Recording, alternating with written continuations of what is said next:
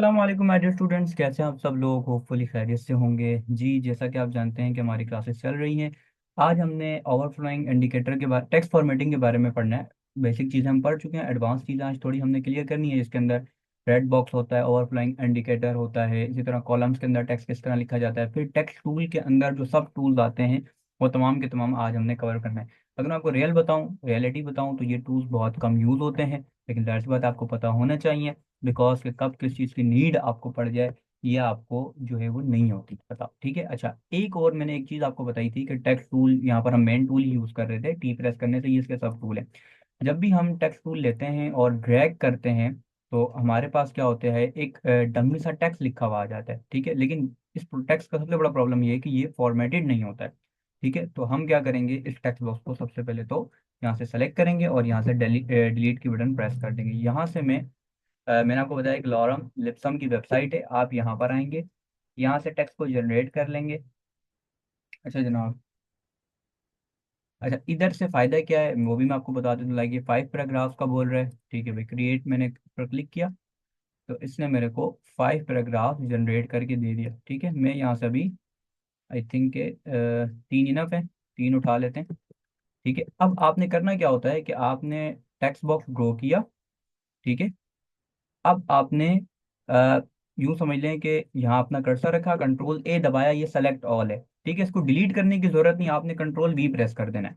जो भी आपने डेटा कॉपी किया होगा वो ऑटोमेटिकली यहाँ पर आ जाएगा। अब देखिए, डमी टेक्स्ट लगाना हो तो आप इस तरह लगाएंगे, यहाँ पर भरोसा नहीं करेंगे। क्यों? बिकॉज कि वो फॉर्मेटेड नहीं था, ये कम से कम फॉर्मेटेड है, थोड़ा सा बेहतर लग रहा है। तो ये वजह है कि हम क्या करते हैं, कहीं और पर जाके वेबसाइट से डेटा उठाते हैं।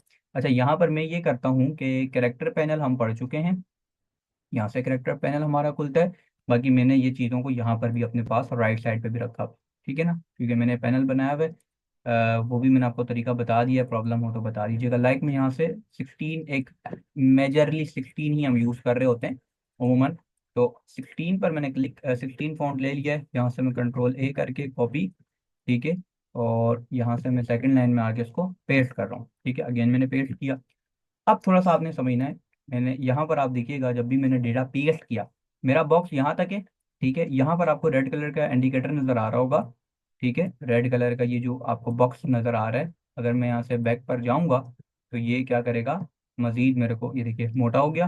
ठीक है, तो ये इंडिकेटर क्या शो करता है, ठीक है, ये ओवरफ्लोइंग इंडिकेटर कहलाता है। ठीक है, यानी मिसाल के तौर पर मेरा टेक्स्ट जो है वो क्या जा रहा है, वो मेरे टेक्स्ट बॉक्स से नीचे जा रहा है। ठीक है, ओवरफ्लोइंग कर रहा है ना। ठीक है ना, अब मेरे को क्या करना पड़ेगा, सिंपल इज दैट, मैं यहाँ से एक सेकंड मुझे दीजिएगा, मैं थोड़ा अपने टूल बार को संभाल लूँ। अच्छा जी, मैंने टेक्स्ट बॉक्स लिया, यहाँ से मैं बैक पर आ गया। पहली चीज़, ठीक है, या तो मेरे को फ़ॉन्ट के साइज़ को छोड़ना करना पड़ेगा। ठीक है, मैंने फ़ॉन्ट के साइज़ को छोटा किया तो ये आ गया। ठीक है, लेकिन फ़ॉन्ट का साइज़ हमने इतना छोटा नहीं रखना, 16 पर ही रखना है। दूसरा ये है कि आप स्ट्रेच कर कर जो है वो इसको बड़ा कर देंगे। लाइक मैं इसको बड़ा कर रहा हूँ तो ये देखिएगा ये कहाँ तक है, ये अभी भी चल रहा है और ये यहाँ तक आ रहा है। ठीक है, तो ये यहाँ तक आ रहा है, अब ये बड़ा हो गया, यानी मेरा पूरा टेक्स्ट हो गया। अब यहाँ से आप देखिएगा वो बॉक्स जो वो इंडिकेटर था वो यहाँ से चला गया। अगर मैं इसको दोबारा शॉर्ट करूंगा तो ये दोबारा वो इंडिकेटर हमारे पास आ जाएगा। आई थिंक हम इस पर डबल क्लिक करते हैं या यहाँ पर हम क्लिक करेंगे सेलेक्ट टेक्स्ट बॉक्स लेने के बाद, तो ये हमें एक एक एक बता देता है कि आपका कितना टेक्स्ट बाहर है।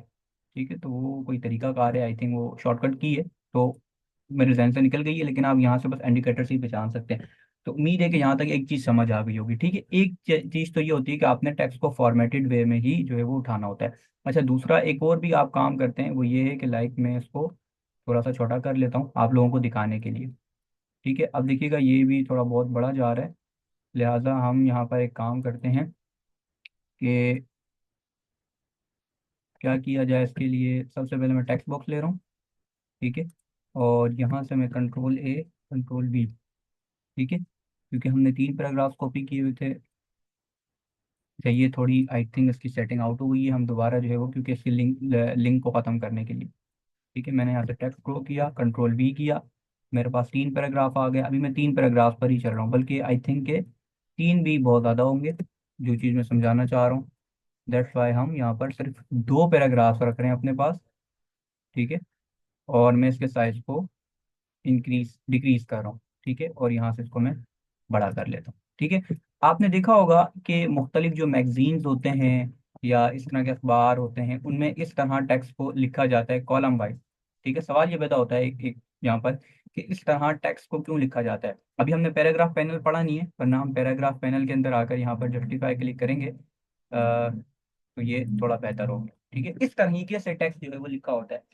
सवाल ये पैदा होता है कि जब हम इसको राइट टू लेफ्ट पढ़ सकते हैं, ठीक है, जब हम यहाँ से स्टार्ट करेंगे यहाँ तक पढ़ सकते हैं, फिर हम दूसरी लाइन में आ जाएं, फिर हम तीसरी लाइन में आ जाएं, जब हम ये काम जो है वो इन टर्म्स ऑफ कर सकते हैं, तो फिर हम जो है वो इस तरीके से कॉलम वाइज काम क्यों करते हैं। पहली बात, ये काम इस तरह किया जाता है, इसलिए किया जाता है ताकि खूबसूरती है, एक तो खूबसूरती आपको नजर आ रही है। अगर मैं इसी की जगह, आपने खुद देखा कि अगर मैं डायरेक्ट जो है वो टेक्स्ट बॉक्स ड्रॉ करके कुछ लिख रहा था, तो उसके अंदर ये देखें, ये खूबसूरती, क्या खूबसूरती का नामो निशान ही नहीं है, पढ़ने में ही आ रहा, और ये कितना अच्छा लग रहा है कि आप एक कॉलम पढ़ें फिर दूसरा इस तरह।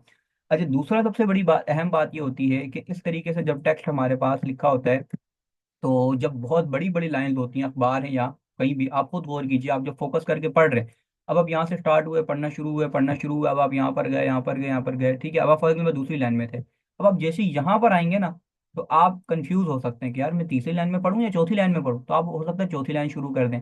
तो इस चीज को खत्म करने के लिए क्या किया जाता है, कॉलम्स बनाए जाते हैं, क्योंकि कॉलम्स में क्या होता है, आप यहाँ से स्टार्ट किया फिर दोबारा यहाँ से स्टार्ट किया, यानी फौरन से आपको लाइन चेंज करने में लाइन के स्किप होने का डर नहीं होता। दैट्स वाई के यहाँ पर जो है वो क्या किया जाता है, कॉलम्स की सूरत में चीज़ों को लिया जाता है। ठीक है, बिकॉज के देखिए डिजाइन में ना दो चीज़ें बहुत ही ज़्यादा इंपॉर्टेंट है, और उन्हीं चीज़ों के साथ हम प्ले कर रहे होते हैं। एक तो होता है इजी टू रीड, एक होता है इजी टू यूज। ठीक है, इजी टू रीड नहीं होगा, अब वही बात ना, प्रॉब्लम कहाँ आ रही थी, इजी टू रीड नहीं था, तो अब यहाँ पर क्या हो गया, इजी टू रीड हो गया। ठीक है, अब यहाँ पर सबसे इंपॉर्टेंट चीज़ यही है ना कि आपने अपनी जो है वो डिजाइनिंग की जो है ना वो कॉन्सेप्ट के मुताबिक चलना है, अपने उसके मुताबिक नहीं चलना है कि मेरे को ये चीज़ दुरुस्त लग रही है, मेरे को ये चीज़ गलत लग रही है। ठीक है, आपकी ऑडियंस क्या है, उस ऑडियंस के मुताबिक, उसकी साइकोलॉजी के मुताबिक आपने डिजाइन करना है। ठीक है, आपको पता होना चाहिए, डिजाइन में ऐसा नहीं है कि यार मेरा ये दिल चाह रहा है तो मैं इस चीज़ को यूं कर दूं, यूं कर दूं, बड़ा कर दूं, छोटा कर दूं, नहीं। आपने ये देखना है अगले बंदे की क्या मतलब रिक्वायरमेंट्स है, उसके मुताबिक आप जो है वो करेंगे। अच्छा, बसा औकात ये होता है कि एक यहाँ से हम इन तीनों को डिलीट कर देते हैं। ठीक है, अब देखें रेड इंडिकेटर दे रहा है क्योंकि ये बड़ा है। ठीक है, उसको भी मुड़ा देता हूँ। अच्छा जनाब, अब यहाँ पर आप देखें तो ये क्या कर रहा है, ये ओवरफ्लो कर रहा है ना यहाँ से। अब मैंने सिलेक्शन टूल लिया, अब मैं यहाँ पर क्या कर रहा हूँ, रेड बॉक्स पर क्लिक कर रहा हूँ। ठीक है, इंडिकेटर दे रहा है ये, रेड बॉक्स पर मैंने क्लिक किया, और मैंने यहाँ पर क्लिक किया, तो आप देखें इसने इसको लिंक कर दिया। ठीक है, यहाँ पर इसने इसको लिंक कर दिया, और बाकी टेक्स्ट जो है वो ये यहाँ पर दे दिया इसने। ठीक है, अभी आपको थोड़ा सा शायद समझ में ना आए, मैं एक काम करता हूँ कि क्या किया जाए, थोड़ा सा आपको समझाने के लिए हम यहाँ पर सिलेक्शन टूल लेते हैं, control A, control C, control V. ठीक है, थोड़ा सा हमने इसको बड़ा कर दिया है। ठीक है, यहाँ से मैं इसको लिंक करने की कोशिश करती हूँ, हो जाएगी।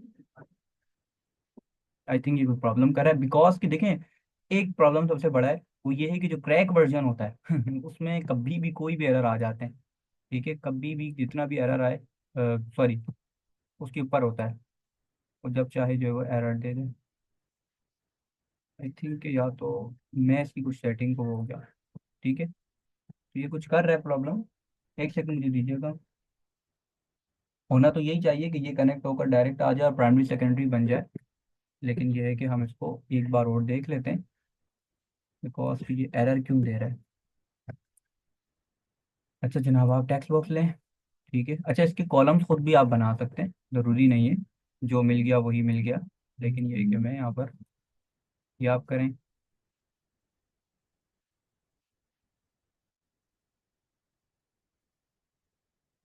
ठीक है, अब देखें ये बिल्कुल तरीके से अब आया है, जब आप बिल्कुल तरीके से क्लिक करेंगे, अब क्या हुआ कि मैंने इसको ये बोला कि भाई मैंने इतना बहुत बड़ा टेक्स्ट लिखा है, ये ओवरफ्लो हो रहा है, तो आप क्या करो, मैंने इस पर क्लिक करके यानी ओवरफ्लोइंग बॉक्स पे इंडिकेटर पे क्लिक करके यहाँ पर क्लिक किया, तो इसने क्या किया, इसको यहाँ से इससे लिंक कर दिया। ठीक है, यानी जब आप अखबार या कोई इस तरह का काम कर रहे होंगे, तो जाहिर सी बात है आप बार बार तो ऐसा नहीं आधा काम यहाँ लिखेंगे आधा काम यहाँ लिखेंगे, दो टेक्स्ट बॉक्स लेंगे। अब फॉर एग्जाम्पल आपने यहाँ से दो लाइन काट दी, तो क्या यहाँ से भी टेक्स्ट कम हो जाएगा, नहीं, तो ऐसा तो प्रॉब्लम हो जाएगी। तो आपने क्या करना है, यहाँ से, अब ये एक दूसरे से लिंक है। ठीक है, अब मैं इसको अब यहाँ पर भी ये कह रहा है ओवरफ्लोइंग इंडिकेटर दे रहा है, मैं इसको यहाँ पर क्लिक करूंगा, ये इससे लिंक हो गया। अब देखिएगा हुआ क्या, कि ये तीनों एक तरीके से आ गए। अब अगर मैं यहाँ पर क्लिक करके कोई टेक्स्ट बढ़ाऊंगा, ठीक है, तो आप देखिएगा कि दूसरा टेक्स्ट बॉक्स भी बड़ा हो रहा है और मेरा तीसरा टेक्स्ट बॉक्स भी बड़ा हो रहा है। ठीक है, अगर मैं दूसरे टेक्स्ट बॉक्स से डेटा कम करूंगा तो ऐसा नहीं है दूसरे से कम हुआ, तीसरे से भी कम हो गया। मैं कंट्रोल जेड कर रहा हूँ, आप देखिएगा कि डेटा यहाँ से कम हो जाएगा। ठीक है, क्योंकि ये आपस में लिंक है, तो इस तरह चीज़ों को लिंक करके चला जाता है। तो ये मैंने कुछ सेटिंग्स बताई हैं, ये कुछ काम आ जाती हैं कभी कभार भाई, वरना ये बहुत ज़्यादा इतनी ज़रूरी नहीं है, लेकिन इसमें से कुछ कुछ सेटिंग्स होती हैं। जैसे अभी मैंने आपको दो सेटिंग्स बताई हैं, इसके अलावा भी कुछ सेटिंग्स है, तो वो ये है कि मैं आहिस्ता आहिस्ता आपको क्लियर करवाता रहूंगा। एक सेकंड दे दीजिएगा। अच्छा जी। तो अच्छा, अब हमने जो है वो टाइप टूल्स देखने हैं आज अपने, और उसके साथ साथ पैराग्राफ पैनल को भी जो है वो देखना है। अच्छा, सबसे पहले आप यहाँ पर आएंगे, आपको डिफरेंट टूल्स मिल रहे हैं। सबसे पहले तो टाइप टूल है, उसके बाद आता है एरिया टाइप टूल। बिल्कुल इसकी शक्ल से ही आप पहचान लें कि एक बॉक्स बना हुआ है, यानी एक शेप बनी हुई है, उसके अंदर टी लिखा हुआ है। अगर मैं यहाँ से एरिया टाइप टूल लूँ और यहाँ पर इसकी वीडियो भी मैं आपको दिखा देता हूँ, लाइक देखें, हार्ट बना हुआ है। जब इस पर क्लिक किया तो सारा टेक्स्ट उस हर्ट के अंदर आ गया। ठीक है, यानी अब आपको समझाने की भी जरूरत नहीं है कोई खास, आई थिंक है। मिसाल के तौर पे मैं यहाँ से पॉलीगॉन टूल ले रहा हूँ। ठीक है, मैंने इसको डिजाइन कर लिया। ठीक है, अब मैंने यहाँ से ये टूल लिया। ठीक है, और इसके पाथ पर आकर मैं क्लिक करूंगा। ठीक है, हो सकता है अब भले आप सिलेक्शन टूल पहले ले लें, फिर ये टूल लें। ठीक है, पाथ आपको नजर आएगा, जैसी पाथ पर वो ओपन दे, क्योंकि आई थिंक डायरेक्ट आप क्लिक करेंगे ये इशू दे देगा। ठीक है, तो आपने पाथ पर ही क्लिक करना है। ठीक है, जैसे ही आप पाथ पर क्लिक करेंगे तो आपका जो टेक्स्ट है, डमी टेक्स्ट है, वो इसके अंदर चला जाएगा। मैं कंट्रोल ए क्लिक करके कंट्रोल वी करूंगा, जो मैंने तरीके से लॉरम लिप्सम से सेलेक्ट किया था, ये क्या हो गया, ये उधर से सेलेक्ट हो गया। ठीक है, तो आपने देखा कि हमारी शेप के अंदर क्या हो गया, टेक्स्ट आ गया। अब ये बहुत सी जगहों पे आपको पता है डिफरेंट उसके लिए यूज हो रहा होता है। ठीक है, तो आप एक और काम भी कर सकते हैं यहाँ पर, जरूरी नहीं है कि इसी तरह आप पेन टूल लेकर, लाइक जिस तरह मैंने आपको बताया था कि हमने कोई शेप वगैरह बनाई थी, कोई भी आप शेप बना सकते हैं। अभी मैं एक ऐसे ही फॉर एग्जाम्पल मैंने ये रैंडमली एक शेप बना ली। ठीक है, रैंडमली शेप बनाकर मैं जो है इसके पाथ पर जैसे ही क्लिक करूंगा, थोड़ा सा मैं इसको जूम कर लेता हूँ। ठीक है, तो इसने इस तरह भी दे दिया। तो इसका मतलब ये हुआ कि मैं पेन टूल से भी कुछ बना के या किसी भी शेप के अंदर अपना टेक्स्ट को यानी कि इन टर्म्स ऑफ के अच्छे तरीके से लिख सकता हूँ। ठीक है, इसको मैं बाहर कर देता हूँ ताकि आपको याद रहे, और रिमूव नहीं कर रहा। अच्छा, उसके बाद आता है area on a part tool. अब पार्ट टूल के ऊपर जो है आपने लिखना है, पाथ के ऊपर। ठीक है, अब इसके अंदर क्या फर्क है, सबसे पहले हम पॉलीगॉन बना लेते हैं। पॉलीगॉन बनाने के बाद type on a part tool लिया मैंने। पाथ पर जैसे मैंने क्लिक किया, अब क्या किया इसने, इसके अंदर नहीं लिखा, बल्कि इसने पाथ पर लिखा। मेरा टेक्स्ट जितना भी था वो इसने पाथ पर लिखा। ठीक है, तो कभी कभार हमें पाथ बनाकर भी चीज़ों को लिखना पड़ता है, और यहाँ पर भी सेम वही उसूल अप्लाई होगा। लाइक मैंने पेन टूल लिया और यहाँ से मैं इसके फिल को नन करके एक लाइन बना रहा हूँ, एक पाथ बना रहा हूँ। ठीक है, यहाँ से मैं पाथ क्रिएट कर रहा हूँ, और ये पाथ मेरा क्रिएट हो गया। सिलेक्शन टूल लेने के बाद में area on a part tool पर क्लिक करके जब इस पर क्लिक करूंगा तो मेरा जो टेक्स्ट है वो इधर आ गया। हाँ, यहाँ पर ये इंडिकेटर आपको नजर आ रहा है ग्रीन कलर, आपने इसको पकड़ के इधर कर देना है। ठीक है, तो ये टेक्स्ट बॉक्स हमारा इधर आ जाएगा। अब इसकी थोड़ी सेटिंग को आपने छेड़ना होता है। यहाँ से आपको ये वाइट कलर का बॉक्स नजर आ रहा है ना, तो इसकी मदद से आप टेक्स्ट को कंट्रोल कर सकते हैं। मिसाल के तौर पर यहाँ से ओवरफ्लो हो रहा है। ठीक है, अब मैं क्या करूँगा, यहाँ से इसको सबसे पहले सेलेक्ट करेंगे, और आप चाहें तो यहाँ से भी कर सकते हैं, वहां से भी कर सकते हैं। ठीक है, दोनों तरफ से आप चाहें तो। अब वो जितना मैं लिखते रहूंगा वो बढ़ता रहेगा। ठीक है, तो पाथ पर किस तरह लिखा जाता है, इस तरह लिखा जाता है। पाथ पर भी कभी कभार आपने लिखना हो तो इस तरह जो है वो आप प्ले कर सकते हैं। ठीक है, बाकी बहुत कम यूज होते हैं ये चीजें। अच्छा, वर्टिकल टाइप टूल, ये थोड़ा इंपॉर्टेंट चीज है। अच्छा, यहाँ पर ना थोड़ा सा आप समझिएगा, यहाँ पर ये जो टाइप टूल है ना, ये horizontally type tool. Horizontally type tool का मतलब क्या है कि जब भी मैं यहाँ पर कोई बात लिखूंगा तो वो राइट टू लेफ्ट जाएगी, वो राइट टू लेफ्ट जाएगी। इसका मतलब इस, अगरचे ये टाइप टूल लिखा हुआ है, लेकिन आप अपने माइंड में ये रखें ये हॉरिजॉन्टली टाइप टूल है। ये area horizontally area type tool है। ये horizontally type on a part tool है। अब ये आ गया वर्टिकल, यानी टाइप टूल से पहले वर्टिकल लगा दिया इन्होंने। अब वर्टिकल टाइप टूल का मतलब क्या है कि जब भी मैं क्लिक करूंगा और मैं लिखूंगा पाकिस्तान, तो आप देखें ये किस तरह लिख रहा है। ठीक है, ये जो है वो टॉप टू बॉटम लिख रहा है, ये राइट टू लेफ्ट नहीं जा रहा। ठीक है, अब सिंपल इज दैट, अगर मैं दूसरा यहाँ पर टूल देखूं, वर्टिकल एरिया टाइप टूल का मतलब क्या होगा, वर्टिकल एरिया टाइप टूल का भी मतलब यही होगा कि ये यहाँ पर टेक्स्ट लिखेगा। ठीक है, मिसाल के तौर पे मैं यहाँ से एक दोबारा अगेन शेप ले रहा हूँ पॉलीगॉन टूल की। ठीक है, मैंने यहाँ से इसको ड्रॉ कर लिया।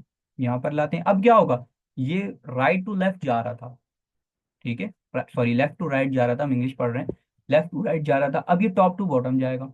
मतलब कोई इसमें परेशानी की बात नहीं है ना। टॉप टू बॉटम इसने लिखना शुरू कर दिया। अब इसकी बाकायदा फॉर्मेटिंग वगैरह जो होगी वो हम उसको बाद में देखेंगे, लेकिन टॉप टू बॉटम इसने क्या किया है, लिखना शुरू किया। अच्छा, दूसरी बात, वही बात वर्टिकल, अगर मैं कोई पाथ यहाँ पर जो है वो क्रिएट करूँगा, नहीं, हम पॉलीगॉन ही ले लेते हैं ताकि पॉलीगॉन की एग्जांपल आपको आई थिंक सही तरीके से समझ आती रहेगी। अभी आपने सिर्फ देखना है कि काम हो किस तरह का है, ठीक है। बाकी जब हम प्रैक्टिस करते रहेंगे, जैसे सोशल मीडिया पोस्ट की हमने प्रैक्टिस करी, ठीक है, तो अंडरस्टूड सी बात है, अब आपको थोड़ा आइडिया हो गया होगा। अब यहाँ पर देखिएगा क्या हुआ, इसने इंग्लिश के अंदाज में जो है वो right to left, left to right ये चल रहा था, लेकिन अब ये टॉप टू बॉटम आ रहा है, लॉरम लिप्सम इस तरह चल रहा है, ठीक है। बाकी इसकी जो है वो इसकी अलाइनमेंट किस तरह करेंगे, अब आपको लग रहा होगा ये उल्टा जा रहा है, तो वो हम पैराग्राफ पैनल में बाद में देखेंगे। तो उम्मीद है कि ये समझ आ गया होगा आपको कि यहाँ पर हो क्या रहा है, ठीक है। इसके अंदर कोई फर्क नहीं था भाई, ठीक है, ये सिंपल इज दैट जो है वो अ, यहाँ मैं इसको रख देता हूँ। ये आपका right to left to right जा रहा था, ये टॉप टू बॉटम आ रहा है, ठीक है। ये था एरिया टाइप टूल, ठीक है। और ये क्या है आपका, ये आपका जो है ना वो दूसरा टूल है, वर्टिकल वाला टूल है, वर्टिकल एरिया टाइप टूल। और ये क्या कर रहा है, ये आपका लेफ्ट टू राइट जा रहा है, और ये वाला जो है आपका टॉप टू बॉटम आ रहा है। इसी तरह पार्ट टूल है, तो पार्ट टूल हमने यहाँ पर एक कर लिया। लास्ट में ये पार्ट टूल आपका आ गया टाइप वर्टिकल वाला, ठीक है। तो आप यहाँ से कोई भी पाथ बना सकते हैं, जैसे कि मैंने वो वाला बना लिया है, लेकिन आप दोबारा भी यहाँ पर बना सकते हैं, ठीक है। अच्छा, पेन टूल की भी एक हमें प्रॉपर क्लास रखनी पड़ेगी अगेन। चलिए, यहाँ पर होने के बाद आप देखें कि सेम वही चीज़ है, लेकिन ये लॉरम लिप्सम ऊपर से आ रहा है, लेकिन यहाँ पर ये यूं चल रहा था, ये यूं चल रहा था। आई थिंक कि आपको पता नहीं समझ आ रहा है, यानी यानी ये यूं आ रहा है, ठीक है, यूं इंग्लिश चल रही है। लेकिन यहाँ पर क्या हुआ, थोड़ा सा चेंज आया, और यहाँ पर इसने क्या किया, ये टॉप टू बॉटम में चलना शुरू हो गया, ठीक है, ऊपर से ये नीचे आ रहा है, ठीक है। तो ये लेफ्ट टू राइट और टॉप टू बॉटम का मतलब आपको थोड़ा थोड़ा समझ में आ रहा होगा। बस इतना भी समझ आ जाएगा, आपको पता होगा टूल कहाँ पर है कल को आपको जरूरत पड़े टूल की, तो ऐसा ना होगा आपको पता ही ना होगा यार, पाथ पर अगर मेरे को लिखना हो तो क्या मैं लिख सकता हूँ, क्या मैं नहीं लिख सकता। तो ये चीज़ें जो होनी चाहिए वो आपको पता होनी चाहिए, ठीक है। तो उम्मीद है कि ये कोई मुश्किल काम नहीं था भाई, बहुत आसान था, जिसको मैंने आपको आज जो है वो बताने की कोशिश की है। अच्छा, अब यहाँ पर हम आ जाते हैं, फॉर एग्जांपल सबसे पहले तो कंट्रोल ए करूँगा, सिलेक्शन टूल लेकर कंट्रोल ए, ठीक है। यहाँ से हम इसको किसी एक चीज़ को सेलेक्ट कर कर डेल कर देते हैं। अच्छा, सिंपल टेक्स्ट बॉक्स ले रहा हूँ मैं, ठीक है। यहाँ से हम इस पर क्लिक करके हम लिख रहे हैं पाकिस्तान, ठीक है। और सिलेक्शन टूल लेके मैं इसको बड़ा कर रहा हूँ। अब लास्ट टूल हमारा बच गया है, वो है टाइप टूल। अगर मैं यहाँ पर क्लिक करूँ तो आप देखिएगा ये टाइप टूल करता क्या है, टेक्स्ट बॉक्स के अंदर से किसी भी लेटर को उठा लेता है, ठीक है, और उसके साथ आप क्या कर सकते हैं, प्ले कर सकते हैं, यानी बिल्कुल आसान है, कोई मुश्किल नहीं है। अब ये मेरा पूरा टेक्स्ट बॉक्स है, लेकिन ये टाइप टूल क्या कर रहा है, अलग अलग अल्फाबेट को भी पकड़ सकता है। लाइक मैंने पी को प्रेस पकड़ा, और अब मैं चाहूँ तो इसकी शिफ्ट प्रेस कर कर इसको थोड़ा सा जो है स्ट्रेच कर सकता हूँ, ठीक है, राइट टू लेफ्ट स्ट्रेच कर सकता हूँ, वगैरह वगैरह। मैं इसको पकड़ कर थोड़ा सा इसकी अलाइनमेंट्स वगैरह के साथ जो है वो आई थिंक ये और को नहीं जाना चाहिए। अच्छा, वो फिर हम उसकी सेटिंग करेंगे ना, यहाँ से उठा के सेटिंग करेंगे तो वो हो गया। मिसाल के तौर पे आपको एक और एग्जांपल देता हूँ कि यहाँ पर हमने लिखा फॉर एग्जांपल मैंगो, ठीक है। मैंगो लिखने के बाद मैं इसका पैराग्राफ पैनल बंद कर रहा हूँ भाई, शिफ्ट प्रेस करके अब मैं इसको बड़ा कर रहा हूँ। अब आप क्या करेंगे, फॉर एग्जांपल कर सकते हैं टेक्स्ट टैब लिया आपने, जी को पकड़ा, ठीक है, और यहाँ से आप इसके साइज को बड़ा कर सकते हैं, ठीक है, साइज को बड़ा कर सकते हैं आप। इसको यहाँ से अगेन क्लिक करेंगे, थोड़ा सा आप बाहर जाएंगे, ठीक है। ये आपको वो ऑप्शन क्यों नहीं दे रहा है यार, ये डाउन करने का। अच्छा, यहाँ से पकड़ के आप इसको आगे पीछे कर सकते हैं। बाकी आप इसको थोड़ा सा रोटेट भी कर सकते हैं, यहाँ से होगा आई थिंक, हाँ ठीक है, आप इसको रोटेट भी कर सकते हैं, वो ऊपर से आपको करना पड़ेगा, ठीक है। तो आपने आई थिंक मैंगो जैसी शेप बनाने के लिए जी को मैंगो दे दिया, ठीक है। अब ये फॉन्ट इतना अच्छा नहीं है मुझे पता है, वरना जो है ये क्या करेगा, थोड़ा सा बेटर लगता है। नहीं, किसी भी सिलेक्शन करके आप किसी चीज़ को इंक्रीज या डिक्रीज कर सकते हैं, वो आप पर जो है वो चीज़ डिपेंड करती है कि आप जो है वो क्या करना चाह रहे हैं, ठीक है। तो उम्मीद है कि टैक्स के हवाले से जो चीज़ें आज हमने पढ़ी हैं, टैक्स की फॉर्मेटिंग पढ़ी है, वो आपको क्लियर हो गई होगी, ठीक है। और अगर आपको कोई भी क्वेश्चन वगैरह तो आप पूछ सकते हैं। अच्छा, यहाँ पर अभी जैसे कि मैंने एक दो चीजें बताई हैं, मैं अगेन बता देता हूँ, ठीक है। सिंपल इज दैट, जब हम किसी टूल ड्रॉ टेक्स्ट बॉक्स को ड्रॉ करते हैं तो आप देखते हैं कि यहाँ पर ये ब्लू कलर का निशान है। अगर मैं इस पर डबल क्लिक करूंगा तो अब क्या होगा, अगर अब ये पैराग्राफ पैनल बंद हो गया, पैराग्राफ पैनल बंद हो गया, अब ये क्या हो रहा है, इसका साइज बड़ा हो रहा है, यानी फॉन्ट का साइज बढ़ रहा है। यहाँ पर 33 है, मैं इसको छोटा कर रहा हूँ तो यहाँ देखिए ये 21 हो गया। लेकिन अगर ये पैराग्राफ पैनल में शिफ्ट हो जाए, ठीक है, तो अब क्या होगा, ये सिर्फ टेक्स्ट बॉक्स बड़ा होगा मेरा, लेकिन फॉन्ट का साइज 21 ही रहेगा। ठीक है, मैं इसको यहाँ से भाई स्क्रैच करूंगा, कुछ भी फर्क नहीं पड़ेगा। ठीक है, तो बसा होगा ऐसा प्रॉब्लम आती है, तो अब मैं तो इसको बंद ही रखता हूँ। ठीक है, बाकी सेटिंग पैराग्राफ पैनल से ही हम जो है वो देख रहे होते हैं। अच्छा जनाब, पैराग्राफ पैनल को आज हम पढ़ लेते हैं। पैराग्राफ पैनल पढ़ना है हमने, जिस तरह कैरेक्टर पैनल पढ़ा था। कैरेक्टर क्या करता है, कैरेक्टर किसी भी वर्ड लेटर की जब हमने सेटिंग करनी होती है तो हम कैरेक्टर पैनल के साथ जा रहे होते हैं, लेकिन जब हमने पूरे पैराग्राफ की सेटिंग करनी होती है तो वहां पर हम क्या कर रहे होते हैं माय डियर स्टूडेंट्स, हम वहां पर पैनल को देख रहे होते हैं। अच्छा जी, यहाँ से मैं खुद पैराग्राफ बना लेता हूँ। तो जी आई थिंक ये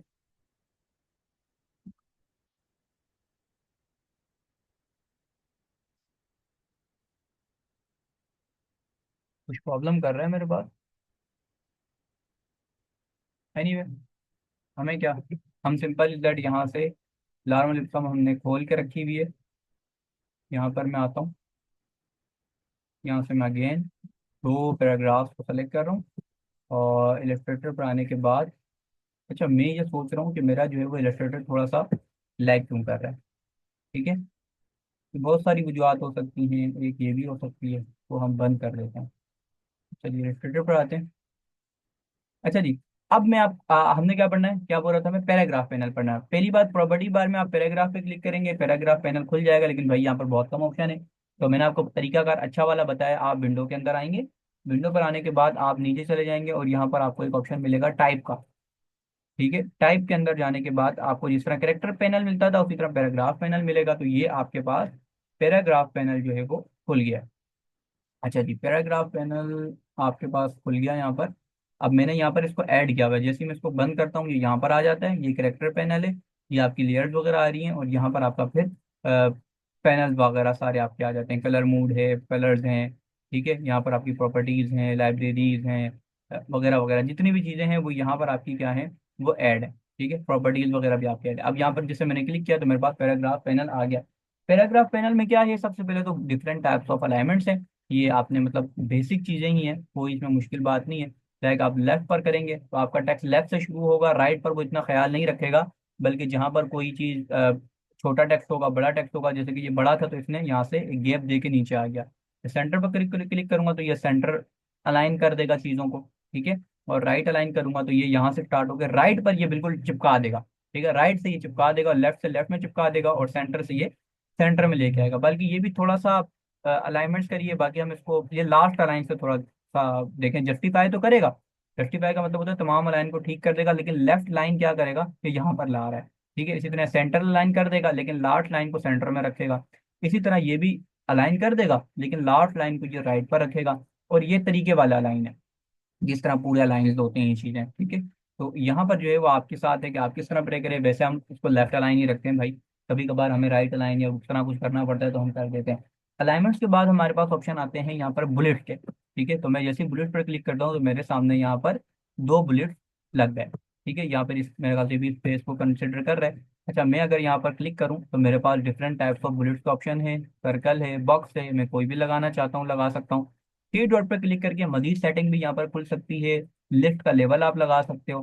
ठीक है, लेवल आपको पता ही होगा आई थिंक के मतलब कि जैसे कि हम वो एम एस वर्ड की फाइल में आप इसको अच्छे तरीके से समझ सकते हैं कि जब हम 1 2 3 चल रहा होता है, फिर हम टू की सब हेडिंग बनाना चाहते हैं तो हम जैसे टू के आगे, जैसे कि एमसीक्यूज होते हैं आपके, टू के नीचे लिखा होता है ABCD, फिर ए के अंदर भी अगर आप नीचे जाना चाहेंगे तो सब हेडिंग रोमन काउंटिंग जो है वो आपकी बन जाती है। आई थिंक ये आपको क्लियर होगा।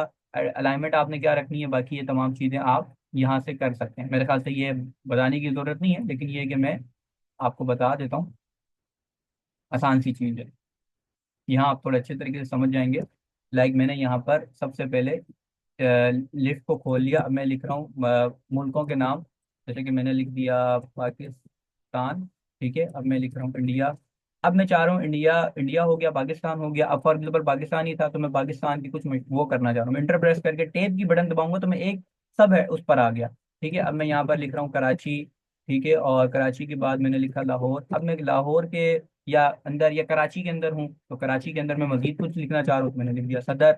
इस तरह की जो सब हेडिंग्स बन रही होती हैं आपकी, या मतलब आप सब के अंदर जा रहे होते हैं, तो वो यहाँ से आप लेवल जो है वो यहाँ पर डिफाइन कर सकते हैं। आपने कौन सा लेवल रखना है, फर्स्ट रखना है, सेकंड रखना है, या फिर आपने इन टर्म्स ऑफ ये है कि आपने थर्ड रखना है। अच्छा, उसके बाद आपका आता है 1 2 3 पर। वन ये आ गया, टू ये गलती से आ गया यहाँ पर मेरे ख्याल से, कंसिडर इसको यही पैराग्राफ करना चाहिए, लेकिन ये यहाँ पर इंटरप्रेस हुआ हुआ होगा। तो इंटरप्रेस हुआ होता है तो वो उसको पैराग्राफ ही कंसिडर करता है। एनीवे 1 2 के बाद ये आपको बोल रहा है कि भाई आप ABCD भी रख सकते हो। अच्छा, रोमन भी रख सकते हैं आप, 0 1 भी रख सकते हैं, 0 0 1 भी रख सकते हैं। अब ये होता है कि जहाँ आपका 1000 तक गिनती जानी है तो आप 0 0 1 से भी स्टार्ट कर सकते हैं, लेकिन ये बहुत बुरी लग रही होती है तो हम 0 1 ही चलाते हैं। लेकिन ये आपके ऊपर है, देखें डिजाइन कहाँ पर आपको किस चीज की जरूरत पड़ जाए, ये आपको कुछ नहीं पता। ठीक है, तो यहाँ पर भी आपके पास डिफरेंट ऑप्शन होते हैं भाई। थ्री डॉट पर आप क्लिक करते हैं तो यहाँ पर ये इंडेंट वगैरह इनको आप थोड़ा बहुत छेड़ेंगे तो आपको खुद ही आइडिया हो जाएगा ये क्या कहला रहा है, left indent, right indent, centre. अब देखिए ये डॉट इधर आ गया। ठीक है, अगर मैं इसको राइट पर क्लिक कर दूंगा तो ये राइट पर चले गए। अब जाहिर सी बात है, अंडरस्टूड सी बात है, जब आप उर्दू लिख रहे होंगे तो आप इसको राइट कर देंगे। ठीक है, तो ये थोड़ी थोड़ी सी आसान सी चीजें हैं जिनको आप खुद ही थोड़ा सा फोकस करेंगे तो आप क्या करेंगे, चीजों को समझ जाएंगे।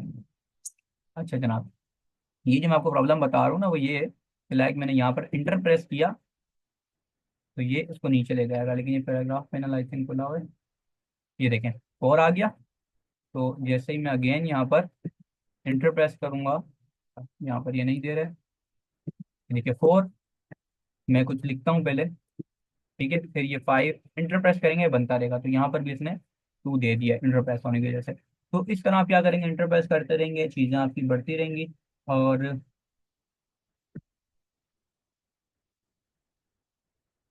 हम्म, अच्छा जी, अब थोड़ा सा हम इंडेंट पर बात कर लेते हैं। आई थिंक ये हो चुका है। इंडेंट के अंदर क्या होता है थोड़ा सा आप समझिएगा, अब यही बात भी MS वर्ड के अंदर आपको शायद समझ आए। मतलब आप कभी कोई किताब मेरे सामने नहीं है, किताब अगर आप देखें ना मिसाल के तौर पे, अब मैं आपको समझाता हूँ, थोड़ा सा समझिएगा, फोकस रखेंगे तो समझ आ जाएगा। ये पैराग्राफ है। फॉर एग्जाम्पल आप एक किताब पढ़ रहे हैं, ठीक है, ये किताब चल रही है चल रही है चल रही है। अब क्या हुआ, कुरान करीम की आयत आ गई। ठीक है, फॉर एग्जाम्पल कुरान करीम की आयत आ गई, तो आप क्या कुरान करीम की आयत को ऐसे ही लिख देंगे, या कोई भी मिसाल तो अरबी का टेक्स्ट है, मैं अरबी कोई भी दे रहा हूँ एग्जाम्पल, फॉर एग्जाम्पल यहाँ पर ये आ गया। तो यहाँ पर हम क्या करते हैं, इसका फॉन्ट वगैरह चेंज कर देते हैं, थोड़ा सा फॉन्ट चेंज हो जाता है, स्टाइल चेंज हो जाता है। और पुराने पाक या इस तरह की जो चीज़ें होती हैं उनको हम थोड़ा सा उसकी अलाइनमेंट के साथ, लेफ्ट अलाइन है राइट अलाइन है, तो वो थोड़ा सा हम कर, अच्छा ये आपका चल रहा है फर्स्ट फर्स्ट अलाइन, इसको हम बाद में पढ़ते हैं। फिर हम नीचे आ जाते हैं, ये कह रहा है लेफ्ट अलाइन। ठीक है, अगर मैं यहाँ पाऊँ तो स्पेस बिफोर, अच्छा स्पेस बिफोर पैराग्राफ से लेफ्ट अलाइन कहाँ से होगा, राइट अलाइन। ठीक है, आई थिंक ये आपको क्या दे रहा है, राइट इंडेंट दे रहा है, या आपको लेफ्ट इंडेंट दे रहा है। ठीक है, अगर मैं लेफ्ट इंडेंट पर क्लिक करूंगा पैराग्राफ सेलेक्ट होने पर, ठीक है, तो ये आप देखिएगा लेफ्ट से इसने इसको यहाँ पर ले आया 34 PT, लाइक मैं इसको 20 रख लेता हूँ। ठीक है, और राइट साइड से भी मैं इसको 20 दे देता हूँ। अब देखिएगा कि मेरा टेक्स्ट जो है वो कहाँ से स्टार्ट हो रहा है, वो मतलब स्टार्ट तो हो रहा है लेकिन लेफ्ट से और राइट से उसने उसको थोड़ी सी जगह दे दी है। अब मैं क्या करूंगा, जब नीचे आऊंगा तो दोबारा से मैं इसको खत्म कर दूंगा। आप चाहें तो इसको मतलब वो भी रख सकते हैं, क्या बोलते हैं, आसान सी बात है कि आप अलग पैराग्राफ बनाएंगे। लेकिन यहाँ पर मैं आपको इसी के अंदर की एक एग्जांपल दे रहा हूँ कि आप इस तरह जो है वो चीज़ों के साथ वो प्ले कर रहे होंगे कि आपने जब एक पैराग्राफ आ गया इस तरह का तो आप उसकी क्या करेंगे, सेटिंग को चेंज कर देते हैं। ठीक है, ये MS वर्ड में अच्छे तरीके से चीज़ समझ आती है, लेकिन यहाँ पर भी ये समझ आती है। तो आपको समझ आ गया कि बॉक्स एक ही है लेकिन लेफ्ट और राइट से मैंने इसको अलाइन कर दिया। अच्छा, उसके बाद ये दे रहा है फर्स्ट लाइन इंडेंट। याद रखिएगा उर्दू के अंदर हमेशा फर्स्ट लाइन इंडेंट दिया जाता है। मैं 12 PT लिख रहा हूँ तो आप देखिएगा फर्स्ट लाइन जो है मेरी थोड़ी आगे आ गई है, फर्स्ट लाइन आगे आ गई है, फर्स्ट लाइन आगे आ गई है, फर्स्ट लाइन आगे आ गई है। तो उर्दू के अंदर आपने देखा होगा, उर्दू की कोई भी किताब उठा ले, ठीक है, अभी अगर आप जाएंगे और उर्दू की कोई भी किताब उठाएंगे तो आपको फर्स्ट लाइन इंडेंट वहां पर हमेशा मिलेगा। ठीक है, कभी आपने गौर किया हो या नहीं हो, अखबार हो किताबें हो, उर्दू के अंदर हमेशा पहली लाइन थोड़ी सी आगे से स्टार्ट होती है, तो हम यहाँ पर फर्स्ट लाइन इंडेंट इसको कहते हैं। उसके बाद सिंपल इज डेट, आपका कोई भी पैराग्राफ है लाइक ये वाला है, मैं इसको सेलेक्ट करूँ, वैसे पैराग्राफ को सेलेक्ट करने की ज़रूरत होती नहीं है। अगर आप सिर्फ सिंगल क्लिक करेंगे और डिफरेंट पैराग्राफ है तो वो उसको खुद ही सेलेक्ट कर लेता है। ये कह रहा है स्पेस बिफोर पैराग्राफ, ठीक है। पैराग्राफ के पहले से लाइक मैंने 15 पीटी का एग्जाम स्पेस दे दिया, और पैराग्राफ के बाद भी मैंने जो है वो 15 पीटी का गैप दे दिया, तो यहाँ पर और यहाँ पर ही गैप आ गया। अब यहाँ पर सिर्फ एक मसला है, और वो ये है कि चूंकि आप फॉन्ट ऐसा है, तो आई थिंक कि आपको थोड़ा सा समझ में ना आ रहा हो। मैं यहाँ पर क्लिक करके थोड़ा सा इसको लाइक हम यहाँ पर ये फॉन्ट दे देते हैं। अब आपको समझ आ रहा होगा कि हमने क्या किया है, थोड़ा सा हमने इसकी इस पैराग्राफ की सेटिंग को चेंज की है। बाकी आपको यहाँ पर हाइफन का ऑप्शन मिल रहा है। हाइफन किस लिए काम करता है आपको पता ही है। हाइफन हाइफन किस काम आता है यार ये अचानक ही देखे मेरे ध्यान से निकल गया। हाइफन बहुत ज्यादा यूज होने वाली चीज है, लेकिन ये हाँ ठीक है, ठीक है, याद आ गया। हाइफन देखें, होता ये है कि आप एक वर्ड यहाँ से स्टार्ट कर रहे हैं, लिख रहे हैं, ठीक है। और अगर मैं हाइफन को खोल के आप अब कोई बड़ा वर्ड आ गया, जैसे ये एक बड़ा वर्ड है ना, अब ये यहाँ पर एडजस्ट नहीं हो सकता, तो इसने क्या किया, इसको दूसरी लाइन में शिफ्ट कर दिया।